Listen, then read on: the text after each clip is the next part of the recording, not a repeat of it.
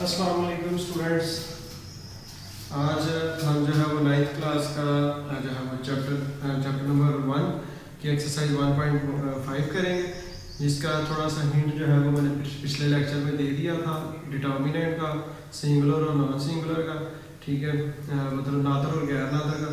अब हम जो है वो क्या करते हैं, एक्सरसाइज 1.5 जो है वो स्टार्ट करते हैं।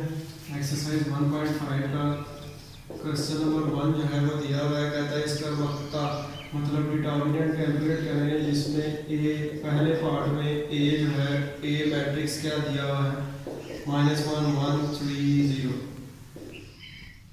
-1 1 2 0। सॉल्यूशन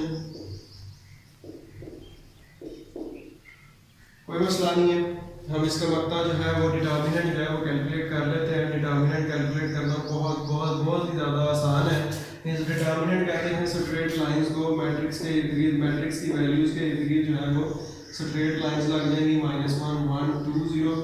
इसमें फिर क्या होगा कि क्रॉस में मल्टीप्लाई करेंगे वैल्यूज़ को क्रॉस में मल्टीप्लाई करेंगे, और स्टार्ट हमेशा यहाँ से करना है, यहाँ से नहीं क्रॉस आप स्टार्ट कर सकते, यहाँ से स्टार्ट करेंगे, क्रॉस में मल्टीप्लाई करेंगे, 1 मल्टीप्लाई बाय 0 और 2 मल्टीप्लाई बाय 1 मल्टीप्लाई बाय 2 भी लिख सकते हैं, आंसर तो वही आएगा। क्रॉस में मल्टीप्लाई किया और दरमियान में माइनस का साइन लगाएंगे, ये आपके पास क्या आ गया 0 -2 विच इज इक्वल टू -2। जी, ये आपका डिटरमिनेंट सॉल्व हो गया। ठीक है, इसी तरह ही इसका जो है वो एक और पार्ट कर लेते हैं। बी मैट्रिक्स क्या दिया हुआ है, बी मैट्रिक्स दिया हुआ है 1 3 2 -2। सॉल्यूशन, इसका डिटर्मिनेंट लेना है, बी के इर्द गिर्द स्ट्रेट लाइंस लगाई और इसके इर्द गिर्द भी स्ट्रेट लाइंस लगाई, तो ये आपके पास क्या आ गया 1 3 2 -2। तो क्रॉस में मल्टीप्लाई करें, 1 मल्टीप्लाई बाय -2 और 3 मल्टीप्लाई बाय 2, दरम्यान में कौन सा साइन आया माइनस का, ये आपके पास क्या आ गया -2, ये आपके पास क्या आ गया -6 which is equal to minus, same sign हो तो ऐड किया जाता है, विच इज इक्वल टू -8। नहीं जी, क्वेश्चन नंबर 1 मुकम्मल हो गया। इसके दो पार्ट हैं, वो आप लोग कर लीजिएगा।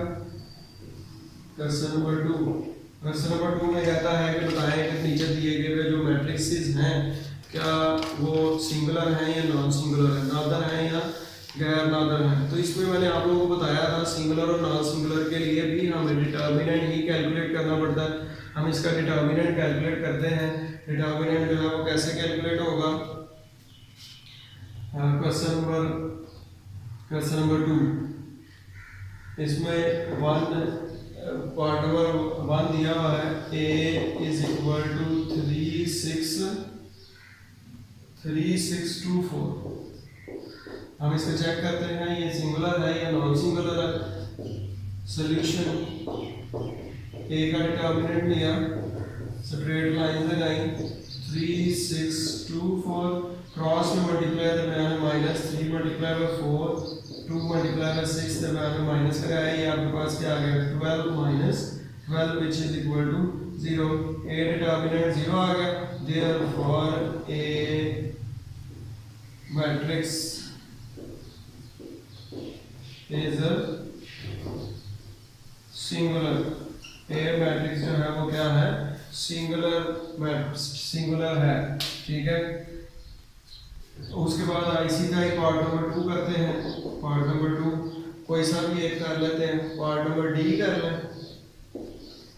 डी का ये पार्ट नंबर 4 बनता है। डी जो है वो क्या दिया हुआ है 5 -10 -2 और 4। 0 आएगा तो सिंगुलर होगा, 0 के अलावा कोई भी आंसर आ जाए, चाहे नेगेटिव है चाहे पॉजिटिव है, तो वो जो है वो नॉन सिंगुलर ही होगा। सॉल्यूशन, इधर आपके पास D determinant is equal to determinant 5 -10 -2 और ये 4, इसे करें cross multiply 5 multiply by 4 -2 multiply by -10, ये आपके पास क्या आ गया 5 4 ones are 20 minus minus plus plus minus minus 2 times are 20 which is equal to 0। लो जी ये भी जो है वो सिंगुलर ही आ गया। therefore D matrix is singular. D matrix जो है वो क्या है, सिंगुलर मैट्रिक्स है। चलो ये आपके पास सॉल्व हो गया। अब हम क्वेश्चन नंबर 3 सॉल्व करते हैं। इसके रिमेनिंग भी आप लोग नोट कर लीजिएगा। क्वेश्चन नंबर 3 का पार्ट नंबर जो है वो 1 तो नहीं मैं करूँगा, मैं पार्ट नंबर 3 करूँगा। पार्ट नंबर 3 जिसमें सी मैट्रिक्स दिया हुआ है। सी मैट्रिक्स क्या दिया हुआ है, -2 6 3 -9 -2 6 3 -9। सॉल्यूशन इसको सॉल्व करने के लिए सबसे पहले जो है वो आप लोगों को ज़रबी माकूस मल्टीप्लिकेटिव इनवर्स के बारे में पता होना चाहिए। मल्टीप्लिकेटिव इनवर्स मतलब मल्टीप्लाई का उलट, मल्टीप्लाई का रेसिप्रोकल। मल्टीप्लाई का उलट जो है वो क्या होता है, डिवाइडेड बाय। और मैट्रिक्स डिवीजन हमने अभी तक नहीं पढ़ी, तो जो ओवर में वैल्यू होती है उसमें उसको ऊपर ले जाए उसकी पावर नेगेटिव हो जाती है। तो इसलिए इसका मल्टीप्लिकेटिव इनवर्स ए का मल्टीप्लिकेटिव इनवर्स ए की पावर -1 होगा, बी का मल्टीप्लिकेटिव इनवर्स बी की पावर -1 होगा। ऐसे ही सी का मल्टीप्लिकेटिव इनवर्स, सो सी का मल्टीप्लिकेटिव इनवर्स जो है वो सी की पावर -1 होगा। इसका फार्मूला है adjoint of A over A, sorry C matrix है तो इधर सी आएगा, अगर इधर ए होगा तो ए आएगा, बी होगा तो बी आएगा। ठीक है। और एक बात और याद रख लें कि डिनोमिनेटर जो है वो कभी भी 0 के इक्वल नहीं होना चाहिए। क्यों? अगर आप ये वैल्यू डिवाइड हो रही है 0 से डिवाइड करें तो वो इन्फिनिटी को अप्रोच कर जाता है, हमारा नो सॉल्यूशन आएगा। इसलिए पहले ये चेक करना है कि ये डिटर्मिनेंट डिनोमिनेटर में डिटर्मिनेंट है। अगर डिटर्मिनेंट 0 आ जाता है तो हम फर्दर सॉल्व नहीं करेंगे, नो सॉल्यूशन लिख देंगे इनवर्स डज नॉट एग्जिस्ट। तो अगर डिटर्मिनेंट 0 नहीं आता तो फिर हम आगे फर्दर सॉल्व करेंगे, अदरवाइज नहीं करेंगे। तो ऐसे ही हम डिटर्मिनेंट वैल्यू कैलकुलेट करते हैं। ये हमारे पास कोई नंबर आई आ गई, सी डिटर्मिनेंट कैलकुलेट कर रहे हैं। डिटर्मिनेंट मतलब स्ट्रेट लाइंस -2 6 3 -9 क्रॉस में मल्टीप्लाई किया, -2 मल्टीप्लाई बाय -9 -3 मल्टीप्लाई बाय 6, ये क्या आ गया 18 -6 3 18। लो जी ये तो 0 आ गया, तो 0 आ गया बेटा। तो therefore C inverse does not exist, C inverse जो है वो एग्जिस्ट नहीं करता। तो इसका क्या हो गया, नो सॉल्यूशन, इसका कोई भी सॉल्यूशन नहीं है। ठीक है, मतलब इसका इनवर्स एग्जिस्ट ही नहीं करता तो सॉल्यूशन कैसे होगा। इसी तरह ही जो है वो हम इसका पार्ट नंबर 4 डी मैट्रिक्स करते हैं। डी मैट्रिक्स क्या दिया हुआ है, डी मैट्रिक्स दिया हुआ है 1/2 3/4 1/2 3/4 और इधर 1 और इधर 2।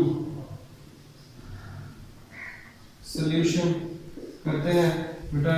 डी मैट्रिक्स का इनवर्स जो है वो डी इनवर्स होगा, जिसका फार्मूला तो वही है adjoint of D over D determinant. D determinant आप लोगों को पता है डिटर्मिनेंट 0 के इक्वल नहीं होना चाहिए। अगर 0 आ जाए तो हम उसे फर्दर सॉल्व नहीं करते। ठीक है, लें अब अगर आप देखते हैं तो अब हमारे पास जो है वो ये क्वेश्चन आ गया। अब इसका हम डिटर्मिनेंट कैलकुलेट करते हैं। डी डिटर्मिनेंट कैलकुलेट किया। डिटर्मिनेंट में वैल्यूज लिखी 1/2 स्ट्रेट लाइंस के साथ 3/4, इधर क्या आ गया 1 और इधर 2।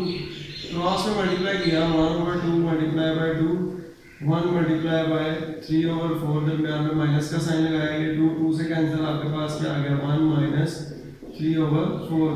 एलसीएम लिया 4, एलसीएम आया 4 1 4 -3 विच इज इक्वल टू 1/4। लो जी ये हमारे पास आ गया। ये 0 तो नहीं आया, जब ये 0 नहीं आया तो इसका मतलब ये हुआ कि जो है वो इनवर्स एग्जिस्ट करता है। लिख दें देयरफॉर डी इनवर्स एग्जिस्ट, ठीक है, मतलब इसका सोल्यूशन जो है वो पॉसिबल है। अब हम इसकी पॉसिबिलिटीज मतलब रिक्वायरमेंट्स पूरी करते हैं। अब डिटर्मिनेंट ऑफ डी आ गया, एडजॉइंट ऑफ डी चाहिए, एडजॉइंट ऑफ डी, एडजॉइंट ऐसे कैसे ही आ गया, डी की जगह डी की वैल्यू क्या है 1/2 3/4 और 1/2। एडजॉइंट कैसे लिया जाता है, डायगोनल की प्लेस चेंज और एंटी डायगोनल के साइन चेंज। ये इधर आ गया और ये इधर, इसको कहते हैं, ये वाली वैल्यूज को कहते हैं डायगोनल वैल्यूज, ठीक है। इन दोनों की प्लेस चेंज होगी, दूसरी दोनों के साइन चेंज होंगे। ये इधर चला गया, इधर आ गया, ये प्लस का 3/4 है, क्या बन गया माइनस का 3/4। ये प्लस का 1 है, ये क्या आ गया माइनस का 1। ये आपके पास एडजॉइंट ऑफ डी आ चुका हुआ है, ठीक है। अब हमारे पास फार्मूला की रिक्वायरमेंट्स पूरी, डिटर्मिनेंट भी आ गया और एडजॉइंट भी आ गया। अब हम क्या करेंगे, ये से फार्मूला में पुट कर देंगे by putting values in equation I. Equation I हमारे पास क्या थी, D inverse is equal to adjoint of D over D determinant. No जी, एडजॉइंट ऑफ डी की जगह एडजॉइंट ऑफ डी पुट किया 2 - 3/4 -1 और 1/2।